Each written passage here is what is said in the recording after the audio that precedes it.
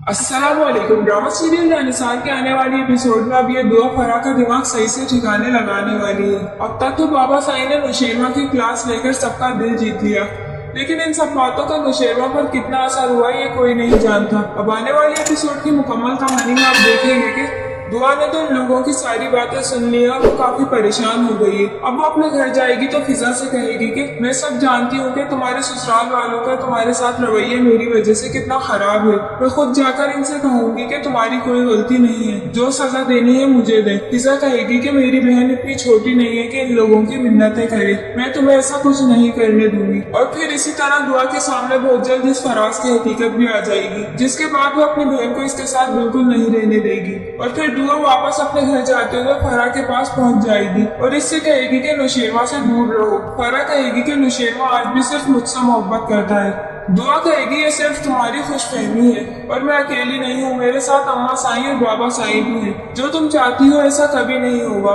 इसलिए बेहतर यही है कि आइंदा नुशेरवा से राब्ता मत करना। और फिर घर जाने के बाद नुशेरवा दुआ से कहेगा कि जैसा तुम समझ रही हो वैसा कुछ नहीं है, मैं सिर्फ तुमसे मोहब्बत करता हूँ। दुआ कहेगी तो फिर फरा के पास क्यों जाते हैं?